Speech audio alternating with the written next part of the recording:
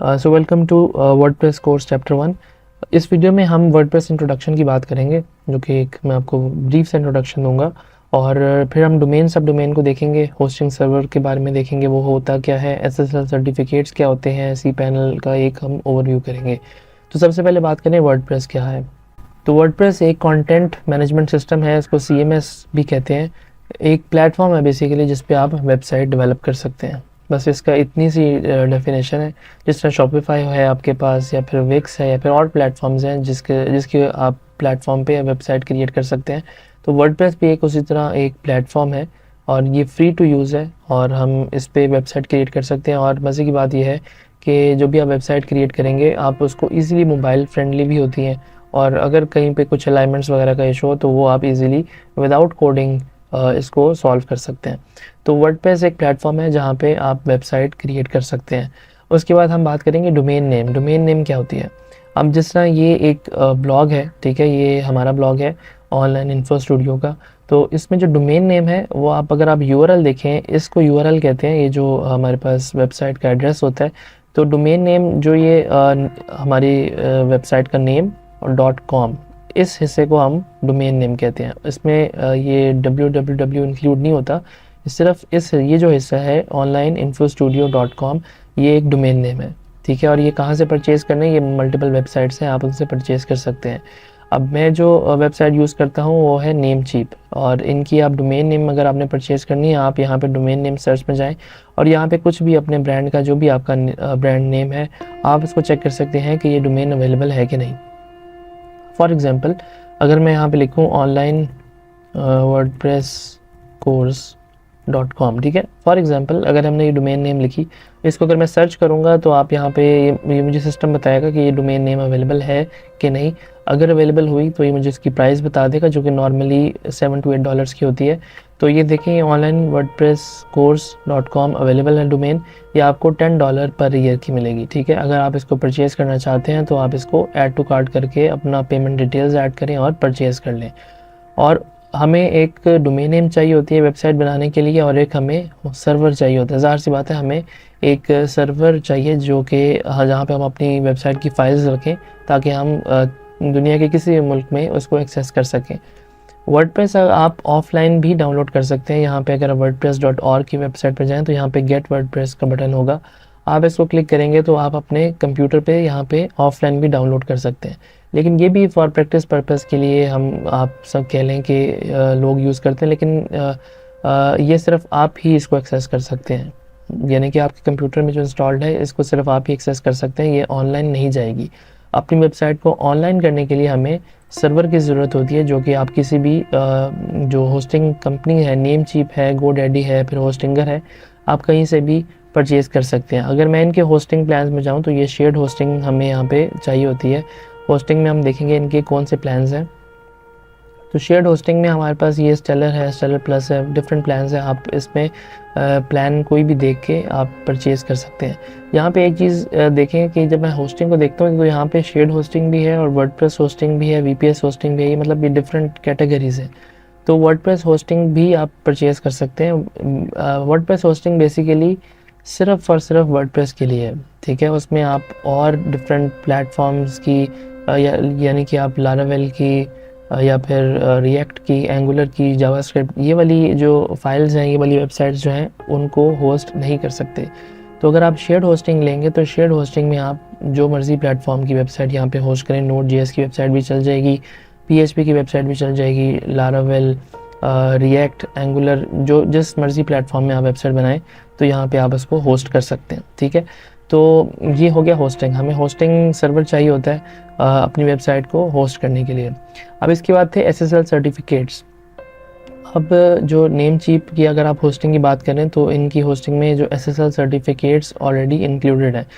यानी कि आप जिस भी वेबसाइट से अपनी होस्टिंग सर्वर परचेज़ करेंगे, आप देख सकते हैं कि आपको SSL अलग से परचेज़ करना पड़ेगा या फिर इस होस्टिंग पैकेज में ऑलरेडी इंक्लूडेड है। मोस्टली वेबसाइट्स जो हैं वो SSL आपको फ्री देती हैं जब भी आप उनसे होस्टिंग सर्वर परचेज़ करते हैं। अब यहाँ पे देखें, अगर मैं यहाँ पे देखूँ कंट्रोल पैनल फीचर्स देखूँ तो यहाँ पे मुझे दिखाएगा कि देखें नेमचीप SSL, हमें SSL भी तीनों प्लान्स में इंक्लूडेड है, ठीक है। तो आपने जो भी होस्टिंग सर्वर आप परचेज़ करेंगे तो आपने ये मेक श्योर करना है कि जो SSL सर्टिफिकेट है वो इंक्लूडेड हो। अब ये होता क्या है, अगर मैं अपने ब्लॉग की बात करूँ तो ये मैंने आपको बताया था कि ये वाला जो पार्ट होता है ये डोमेन कहलाता है, ठीक है। लेकिन जो ये वाला पार्ट होता है ना HTTPS, ये SSL सर्टिफिकेट हम बैकएंड पे ऐड करते हैं, जिसकी वजह से हमें ये सिक्योर प्रोटोकॉल मिलता है। आपने अक्सर वेबसाइट्स देखी होंगी कि वो सिंपली HTTP पे होती हैं, ठीक है, सिर्फ HTTP पे होती है, तो ये सिक्योर वेबसाइट्स नहीं होती। और गूगल भी अब जो उसकी न्यू अपडेट्स हैं वो रिकमेंड नहीं करता कि वेबसाइट्स जो हैं वो विदाउट SSL प्रोटोकॉल के साथ हो। तो जब आप SSL सर्टिफिकेट परचेज़ करते हैं या आप अपनी होस्टिंग में आप ऐड करते हैं, तो आपकी वेबसाइट के साथ यहाँ पर S लग जाता है, जो कि ये बताता है कि ये वेबसाइट जो है सिक्योर है। आप इसको क्लिक करेंगे तो आपको यहाँ पे भी बताएगा कि कनेक्शन इज़ सिक्योर, ठीक है। आप यहाँ पे नोटिस करिएगा कि जो HTTP की वेबसाइट्स होती हैं वो सिक्योर नहीं होती, तो जो SSL सर्टिफिकेट होता है वो वेबसाइट्स को सिक्योर बनाता है।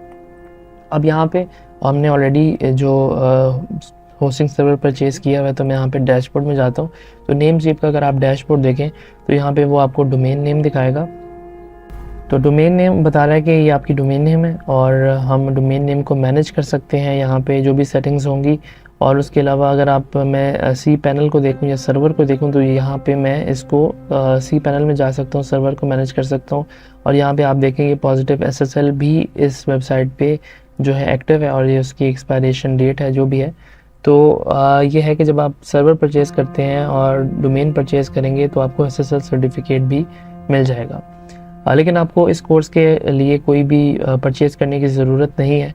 मैं आपको अभी नेक्स्ट वीडियो में बताऊंगा कि आप किस तरह यूज़ कर सकते हैं एक फ्री स्पेस जिस पे आप प्रैक्टिस करेंगे। तो सी पैनल की बात करें अब, तो सी पैनल में आप यहाँ पे भी लॉगिन कर सकते हैं। मुख्तलिफ वेबसाइट्स का डिफरेंट यूज़र इंटरफेस होता है, लेकिन नॉर्मली जहाँ पे भी आप लॉगिन करेंगे तो वहाँ पे लिखा होगा कि लॉन्च सी पैनल या गो टू सी पैनल। अगर हम सी पैनल को क्लिक करें तो सी पैनल में ये हमें रीडायरेक्ट कर देगा।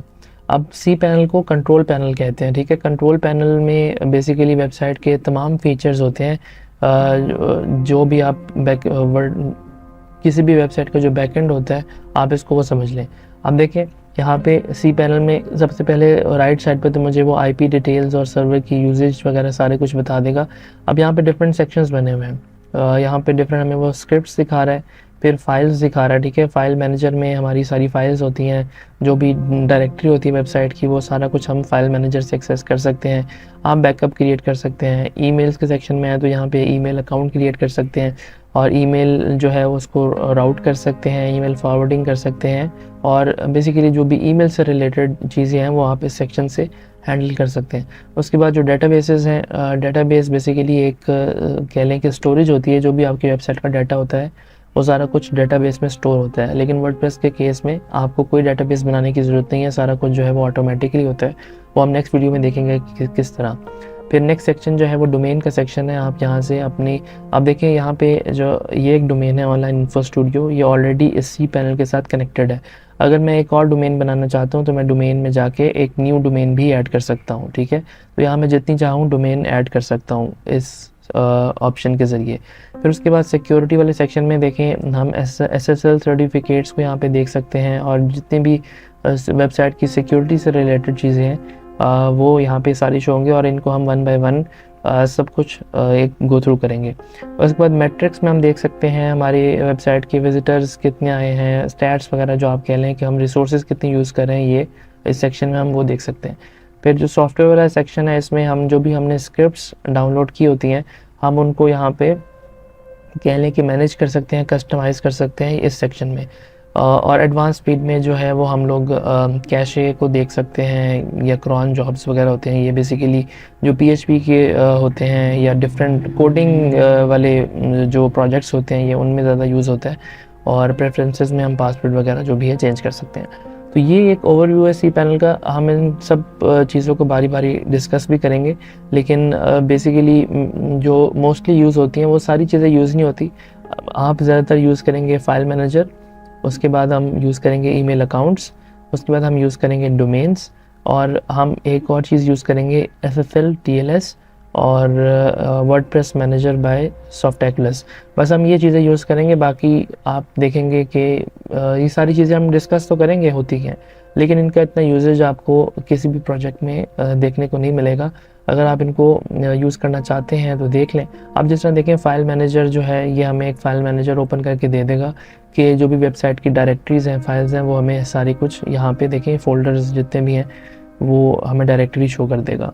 इसी तरह ये जो FTP अकाउंट्स है, ये FTP अकाउंट्स यहाँ पे जो यूज़र नेम पासवर्ड होगा उसके ज़रिए हम अपने जो एक सॉफ्टवेयर आता है फाइलज़िला के नाम से, और भी सॉफ्टवेयर्स हैं, उन सॉफ्टवेयर में अगर हम वो क्रेडेंशियल्स ऐड करें तो हम अपने डेस्कटॉप पे विंडोज़ में एक सॉफ्टवेयर में भी ये फ़ाइल मैनेजर ओपन कर सकते हैं। या तो यहाँ से कर लें या तो यहाँ से कर लें, एक ही बात है। तो बेसिकली सब फीचर्स ज़्यादा यूज़ नहीं होते, मैंने आपको बताया जो मेन फीचर यूज़ होते हैं सिर्फ हम वही करेंगे।